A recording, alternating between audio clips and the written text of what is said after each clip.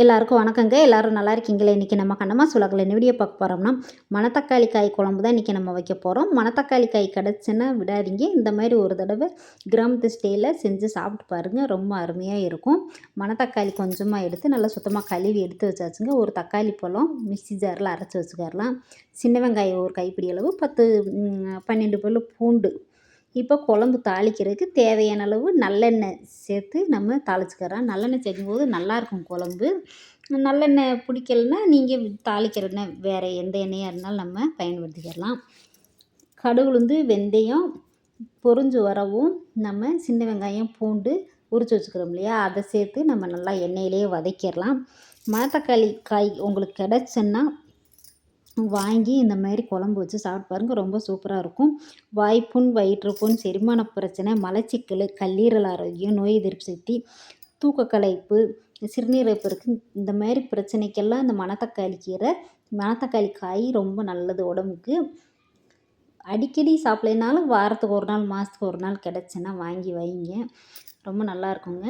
இப்போ எல்லாமேவும் நல்லா வதங்கினதுக்கப்புறமா கருவேப்பிலை, தக்காளி பழத்தையும் அரைச்சி வச்சுருக்கோம் இல்லையா, அதையும் ஊற்றி நல்லா வதங்கினதுக்கப்புறமா இப்போ மசாலு நமக்கு தேவையான அளவு, நான் ஒரு ஸ்பூனு கொஞ்சம் சேர்த்துருக்கேன். நம்ம அளவாக தான் குழம்பு வைக்க போகிறோம். அதை அப்படியே எண்ணெயில் லேசாக வதக்கிட்டு புளி கொஞ்சமாக உங்களுக்கு புளிப்புக்கு தேவையான அளவு ஊற்றிக்கோங்க. நான் கொஞ்சமாக ஊற்றி அப்படியே கரைச்சி ஊற்றியாச்சு. தேவையான அளவு தண்ணி ஊற்றி நம்ம அப்படியே காய விட போகிறோம்.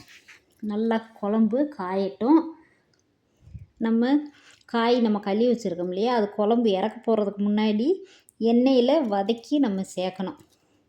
ஆரம்பத்துலேயே பார்த்திங்கன்னா அந்த மணத்தக்காளி காயை வதக்கிட்டு அதே எண்ணெயில் கூட நம்ம தாளிக்கலாம். நான் மறந்துட்டேன், அதனால் சரி தனியாக நம்ம எண்ணெயில் வதக்கி சேர்த்துக்கரலாம் அப்படின்னு தனியாக வச்சு விட்ருக்கேன். குழம்பு பாருங்கள் நல்லா கொதிக்குது. நல்லா காயட்டும். எங்களுக்கு பார்த்திங்கன்னா இங்கே அடிக்கடி கிடைக்கும். உழவர் சந்தையில் வாங்கிக்கிடலாம். என் ஃப்ரெண்டு சொல்லுச்சு, எங்கள் ஊர்லெலாம் கிடைக்க மாட்டேங்குதுங்கக்கா, உங்கள் ஊர்லையாவது கிடைக்குது அப்படின்னு சொல்லிச்சு. இந்த காயெல்லாம் கிடைக்குது, நீங்கள் வாங்கி சாப்பிட்றீங்க பரவாயில்ல அப்படின்னு சொல்லிட்டு இருந்துச்சுங்க. ஒவ்வொரு ஏரியாவில் கொஞ்சம் அரிதாக தான் கிடைக்கும். எங்கள் ஊர் பக்கம் பார்த்திங்கன்னா கிராமம் சுற்றி விவசாயம் தானே, அதனால் ஈஸியாக கிடைக்கும். இப்போ பார்த்திங்கன்னா குழம்ப பக்கத்து ஸ்டவ்வில் அடுப்பில் தூக்கி வச்சுட்டு இப்போ இந்த காயை கொஞ்சம் எண்ணெய் ஊற்றி நம்ம அப்படியே லோ ஃப்ளேம்லேயே வச்சு நம்ம நல்லா வதக்கிடலாம். நல்லா வதங்கினதுக்கப்புறமா நம்ம குழம்புல சேர்க்கணும். பாருங்கள் அப்படியே தெறிக்கும், அந்த எண்ணெயில் போடுறதுனால அப்படியே வெடித்து மேலையெல்லாம் தெறிக்கும். பார்த்து கவனமாக நீங்கள் அப்படியே வதக்குங்க. இப்போ வதங்கினதுக்கப்புறமா பாருங்கள் அந்த குழம்புல எடுத்து நம்ம சேர்த்துக்கரலாம். குழம்பு நல்லா காஞ்சிருச்சு, எண்ணெய் பிரிஞ்சு வந்துருச்சு பார்த்திங்களா. அப்படியே நம்ம சேர்த்து கொஞ்ச நேரம் ஒரு 5 நிமிஷம் கூட இருக்க வேண்டாம், லேசாக அப்படியே கொதி வரவும் நம்ம இறக்கிடலாங்க. சூப்பராக ரெடி ஆயிரும்.